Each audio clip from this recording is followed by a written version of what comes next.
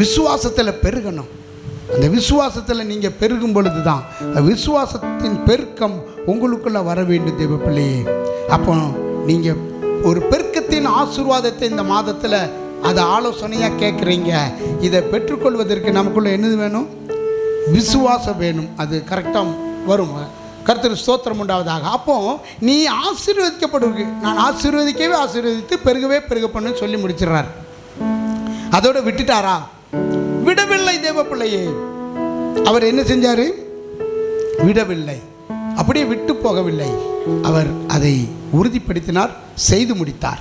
அல்லேலூயா, அல்லேலூயா. நீங்கள் வாசிக்கலாம் ஆதியாகமத்தின் புஸ்தகம் 24ஆம் அதிகாரம் 60வது வசனத்தை வாசிக்கலாமா? ஆதியாகமத்தின் புஸ்தகம் 24:60 எடுத்தவர்கள் வாசிக்கலாம். ரெபெக்காளை வாழ்த்தி, எங்கள் சகோதரியே நீ கோடா கோடியாக பெருகுவாயாக. கரங்களை தட்டி,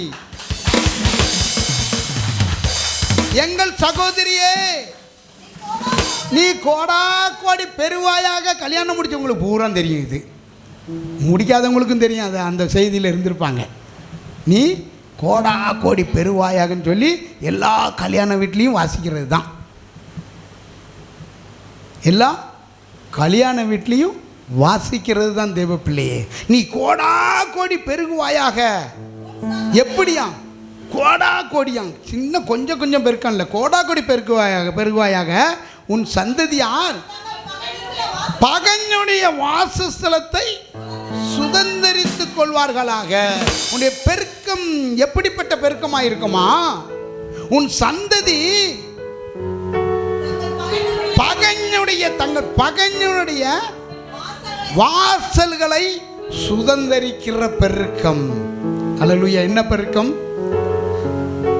பகைஞனுடைய வாசலை சுதந்தரிக்கிற பெருக்கம் உடையவனாய். அப்படிப்பட்ட ஆசீர்வாதத்தை கர்த்தர் உங்கள் மேலே என் மேலே வைத்திருக்கிறார். அல்லேலூயா. கரங்களை தட்டி கர்த்தருடைய நாமத்தை மகிமைப்படுத்தலாமா தேவ பிள்ளையே? பகைஞனுடைய வாசல்களை சுதந்தரிக்கிறதுக்கு நீங்க என்ன செய்யணும்? என்ன செய்யணும்? இதில் நிறைய ரகசியம் இருக்குது. ஆண்டவரே, இது எங்கே எல்லா இடத்துலையும் வாசிக்கிறது தானே. இதனுடைய ரகசியம் என்ன? இந்த ரகசியம் என்ன சொல்லுகிறது என்றால், இந்த பகைஞனுடைய சுதந்திரத்தை, வாசஸ்தலத்தை சுதந்திரிக்கிற ஆசீர்வாதத்தை இந்த ரெபெக்காள் எப்படி பெற்றாள்? எப்படி பெற்றாள்? இன்றைக்கு நாம வீட்டுக்குள்ள முடங்கி தூங்கிக்கிட்டே இருக்கமே, முடங்கி கொண்டு என்ன செய்றோம்? சுறுசுறுப்பு இல்லாமல் அசதியாய் செய்து கொண்டு இருக்கிறோமே. அசதியாய் தன் வேலையை அசதியாய் செய்கிறவன் சபிக்கப்பட்டவன். வேலையை நீ அசதியா செய்யாத. கர்த்தருடைய வேலையை அசதியா செய்கிறவன் சபிக்கப்பட்டவன். கர்த்தருடைய பணியை அசதியா செய்யாதீங்க. கர்த்தருடைய பணியை செய்வதற்கு உற்சாகப்படுத்துங்க. அவங்கள தூண்டுங்க, அவங்கள ஏவுங்க, அவங்கள உற்சாகப்படுத்துங்க, அவங்கள முடுக்கி விடுங்க கர்த்தருடைய பணியை செய்வதற்கு. இங்கே எலியேசர் சொல்றான், ஆண்டவரே, நீர் என் எஜமானுக்கு ஒரு வாக்குத்தத்தம் பண்ணி இருக்கிறீர். என் எஜமானை அளவிடப்படாம முடியாத அளவுக்கு ஆசீர்வதித்திருக்கிறீர். ஒரு பெருக்கம், ஆசீர்வாதத்தின் பெருக்கத்தை என் எஜமான் பெற்றிருக்கிறார். ஆனா இவ்வளவு ஆசீர்வாதம் இருக்குது. ஆனா எலியேசர் அனுப்புறான். எதுக்கு? பெண் பார்க்கிறதுக்கு. பெண் பார்க்கிறதுக்கு. என்ன சொல்லிட்டு போனான் தெரியுமா? என்ன சொல்லிட்டு போனான்? சீக்கிரம் வேகமாக சொல்லுங்க. நீங்கள் வேகமாக சொன்னால் தான் நிறைய வசனம் சொல்ல முடியும். என்ன சொல்லிட்டு போனான்? ஆண்டவரே, என் எஜமானுடைய மகனுக்கு ஒரு பெண் கொள்ளணும்னா நான் போய் தண்ணி குடிக்கிறதுக்கு தண்ணி தாருன்னு கேட்பேன். தண்ணி தாங்கன்னு கேட்கும் பொழுது நீரும் குடியும் உடைய ஒட்டகத்துக்கும் வார்ப்பேன் என்று சொல்லுகிறவளே என் எஜமானுடைய மகனுக்கு ஏற்றவளாய் இருப்பாள் என்று ஒரு பொருத்தனையோடு செல்கிறான் தேவ பிள்ளையே. ஆசீர்வாதத்தின் பெருக்கம் எங்கே இருக்கிறது? ஒரு பொருத்தனையோடு அவன் சென்ற பொழுது.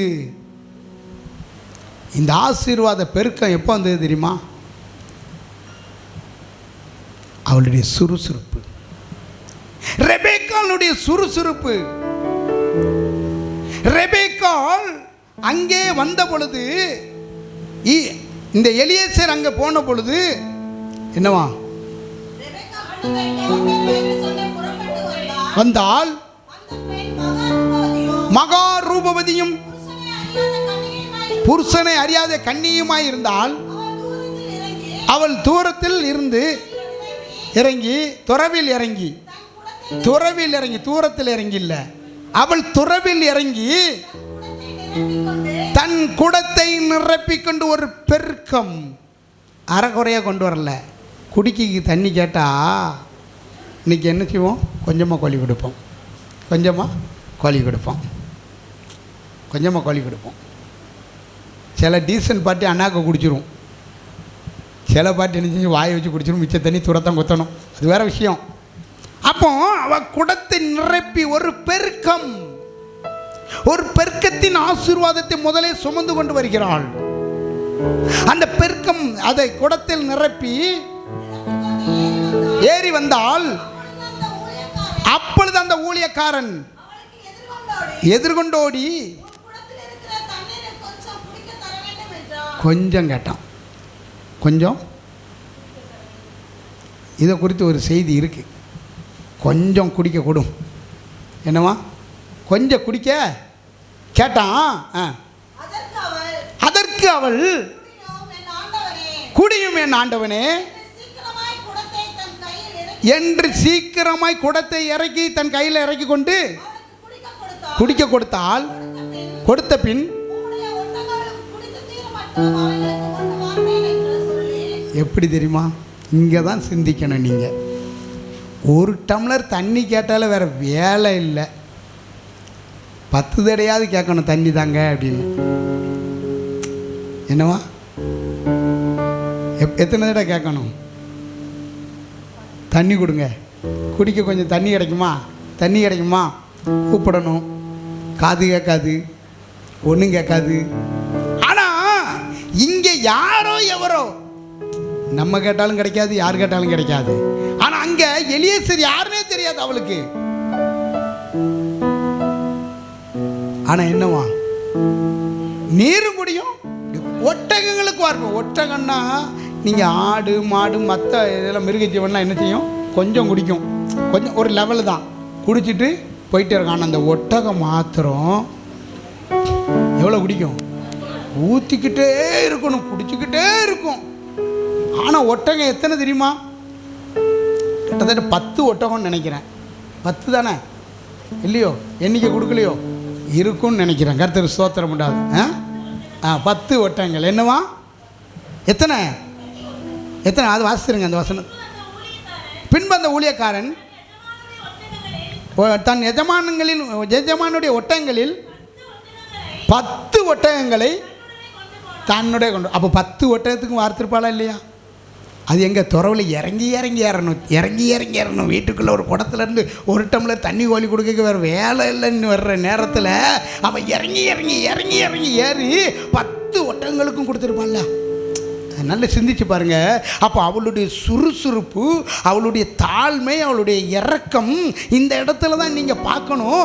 இதெல்லாம் இருந்தபடியினால் அவளை குறித்து என்ன ஆண்டவரேன்னு கேட்கும் பொழுது அவள் எப்படிப்பட்டவள் தெரியுமா? மணவாட்டியாக ஆயத்தமானாள். அல்லேலூயா. மணவாட்டியின் ஆயத்தம். தேவ பிள்ளையே, நம்முடைய வாழ்க்கையில் உங்களுக்கு ஒரு பெருக்கமான ஆசீர்வாதம். என்ன ஆசீர்வாதம் தெரியுமா? பரலோக ஆசீர்வாதம் தான் பெருக்கமான ஆசீர்வாதம். அதை விட்டு நீ எந்த ஆசீர்வாதத்தை கொடுத்தாலும் உங்களுக்கு பெருகின மாதிரி தெரியவே தெரியாது. பரலோகத்தின் ஆசீர்வாதம் மாத்திரமே பெருக்கமான ஆசீர்வாதம். அந்த ஆசீர்வாதத்தை பெறுவதற்கு நீங்கள் என்ன செய்யணுமா? தாழ்மைப்படணும், இறக்கப்படணும், சுறுசுறுப்பாக இருக்கணும், விழித்திருக்கணும். அதான் விழித்திருக்கணும். என்னமா அடுத்து என்ன இருக்கும்? மனப்பூர்வமாக கொடுக்கணும். கேட்டிங்களா? அதுக்கு பிறகுதான் அவள் யாருன்னு சொன்ன பிறகுதான் அவள் போய் அறிவிப்பு கொடுக்குறான். புரியுதா? அதுக்கு முன்னால் தான் இவ்வளவு நடந்தது. தேவ பிள்ளையே, அவள் யாரா? ஒரு ஆயத்தமுள்ள மணவாட்டி. நீ மணவாட்டியாய் வர வேண்டும் என்றால், ஒரு மணவாளனுக்கு மணவாட்டியாய் மாற வேண்டும் என்றால், ஆக வேண்டும் என்றால், மணவாட்டியாய் அழைக்கப்பட வேண்டும் என்றால் உன்னிடத்தில் என்ன காணப்பட வேண்டும்? முறுமுறுப்பு இருக்கக்கூடாது. சுறுசுறுப்பு இருக்கணும், சோம்பல் இருக்கக்கூடாது. அன்போடு நேசிக்கணும், முறுமுறுப்பு இல்லாமல் அன்போடு நேசிக்கணும். சோம்பல் இல்லாமல் சுறுசுறுப்பு உள்ளவளாக இருக்கணும். கிரியையில் காண்பிக்கணும். சொன்னால் போதாது. சிலர் சாப்பிட்டு போகிறீங்களா, சாப்பிட்டு போகிறீங்களாம்பாங்க, அங்கே ஒன்றுமே இருக்காது. இருங்களேன் சாப்பிடுங்களேன், கிரியையில் இருக்காது. கிரியையில் இருக்காது. அப்படி இல்லை. அப்போ கிரியையில் நீ என்ன செய்கிறியோ அதுக்குரிய அந்த கிரியைக்கு தக்க பலன் உண்டு இல்லையா? அவள் கிரியையில் காண்பித்தாள், செயல்பட்டாள், நேசித்தாள், அழைத்து சென்றாள். அல்லேலூயா, அல்லேலூயா. அப்போ நீ மனவாட்டியாக மாற வேண்டுமென்றால், ஆயத்தமாக வேண்டுமென்றால், ஆயத்தமுள்ள மனவாட்டியாக காணப்பட வேண்டுமென்றால் இந்த குணாதிசயங்கள் உங்களிடத்தில் வேண்டும். இந்த குணாதிசயங்கள் உங்களுக்குள் காணப்படும் பொழுது மாத்திரமே உன்னுடைய வாழ்க்கையில் ஒரு பெருக்கத்தை காண முடியும். இந்த குணாதிசயம் யாருக்குள்ள இருந்தது? ரெபேக்காளுக்குள் இருந்தது. இந்த பெருக்கத்துக்கு இன்னொரு அவரும் என்ன காரணம்? இந்த ஈசாக்கு என்பவர் தன் வாலிபத்தில் தேவனோடு சஞ்சரிக்கிறவர், தேவ சமூகத்தில் காத்திருக்கிறவர். மாலை பொழுதிலே கர்த்தருடைய சமூகத்தில் காத்திருந்து அவரை பற்றி ஆராய்கிற, அவரை பற்றி சிந்திக்கிற, அவர் சமூகத்தில் தியானத்தோடு இருக்கிற ஒரு வாலிபன் தான் இந்த ஈசாக்கு. அதனால தான் இவர்களை குறித்து என்ன சொல்லியிருக்கிறது? அதே ஆதியாகமம் புஸ்தகம் 26ஆம் அதிகாரம் 24வது வசனத்தை வாசிங்க. அன்று ராத்திரியிலே கர்த்தர் அவனுக்கு தரிசனமாகி, நான் உன் தகப்பனாகிய ஆபிரகாமுடைய தேவன், பயப்படாதே, நான் உன்னோடே கூட இருந்து என் ஊழியக்காரனாகிய ஆபிரகாமின் நிமித்தம் உன்னை ஆசீர்வதித்து உன் சந்ததியை பெருக பண்ணுவேன் என்று சொன்னார். கரங்களை தட்டி, உன் சந்ததி பெருக்கம் உண்டாகும். நீ இப்படிப்பட்ட குணாதிசயங்களுக்குள் வரும் பொழுது, இப்படிப்பட்ட நற்கிரிக்குள் வரும் பொழுது, இப்படிப்பட்ட அன்புக்குள் வரும் பொழுது, இப்படிப்பட்ட நம்பிக்கைக்குள் வரும் பொழுது, இப்படிப்பட்ட சுறுசுறுப்புக்குள் வரும் பொழுது, சோம்பலை எடுத்து தூரப்பட்டு ஊழியருக்கு உதவியாய் நீ உதவி செய்யும் பொழுது என்னவா? உன் சந்ததி பெருகும். உன் சந்ததியை பெருக பண்ணுகிற கர்த்தர். தேவ பிள்ளையே, நம்மளை மட்டும் இல்லை, நம்முடைய சந்ததியும் பெருக பண்ணுகிற கர்த்தர். ஆபிரகாம் இதை நன்றாய் அறிந்திருந்தான்.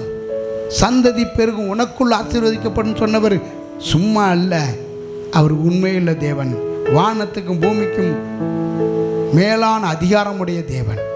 ஆகவே அவர் சொல்லியிருக்கிறான்னு சொல்லி இவன் விசுவாசித்தான். அல்லேலூயா, அல்லேலூயா, அல்லேலூயா. அப்போ உன் சந்ததி பெருகும், உன் சந்ததியை பெருக பண்ணுவேன், பெருக வைப்பேன்.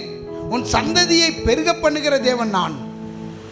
அப்போ தேவ பிள்ளையே, முதல்ல நீ ஆசீர்வதிக்கப்படணும். நீ மணவாளனுக்கு மணவாட்டியாக மாறணும்னா என்ன குணாதிசயங்கள் வேணும்? ரெண்டாவது, சந்ததி பெருக பண்ண வேண்டும் என்றால் என்ன செய்யணும்? தியானிக்கிறவனாய் காணப்படும். தியானிக்கிறவன், தேவ சமூகத்தில் காத்திருக்கிறவன், வாலிபத்தில் கர்த்தருக்காக ஒப்பு கொடுத்துருக்கணும். எப்பொழுது ஆசீர்வதிக்கப்படுவாய். ஆனால் எந்த சூழ்நிலையில் அதை சொல்கிறாரு தெரியுமா? அதுக்கு அடுத்து பார்த்தீங்கன்னா அதே அதிகாரத்தில் நீங்கள் வாசிக்கலாம். 26லேருந்து தொடர்ந்து வாசிங்க, 20லேருந்து வாசிங்க, 20லேருந்து சீக்கிரம் வேகமாக.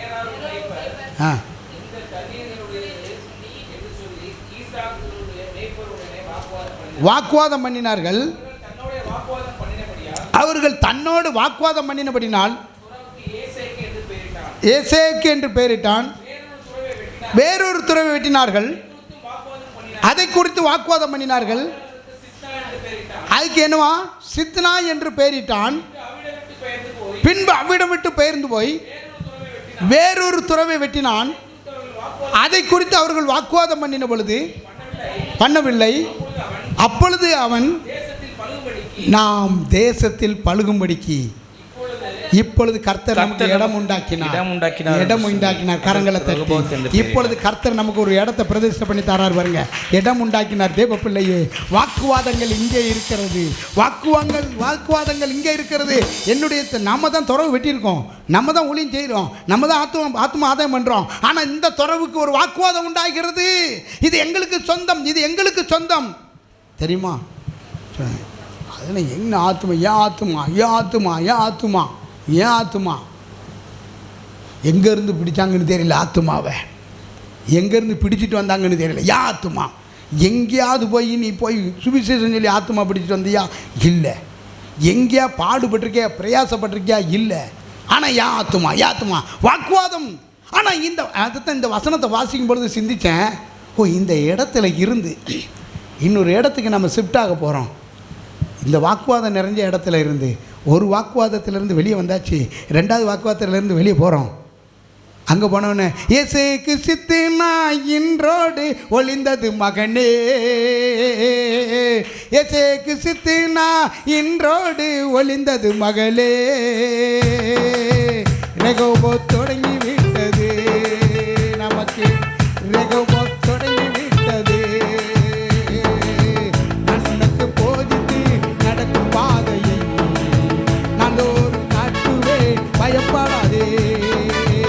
அன்னுக்கு போதித்து நடக்கும் பாதையை நாள்தோறும் காட்டுவேன், காத்திரு மகளே. மேலே கண் வைத்து ஆலோசனை கொள்ளுவே, மேலே கண் வைத்து ஆலோசனை கொள்ளுவே. அறிவுரை நான் கூறுவேன் உனக்கு, அறிவுரை நான் கூறுவேன். அன்னுக்கு போதித்து நடக்கும் பாதையில் நாள்தோறும் காட்டுவேன், காத்திரு மகனே. நேரம் போய்கிட்டே இருக்கு. இப்படியே ஓட்டினா நாளை காலையில் கூட முடிக்கலாம். கர்த்தருக்கு ஸ்தோத்திரம் உண்டாவதாக. அல்லேலூயா.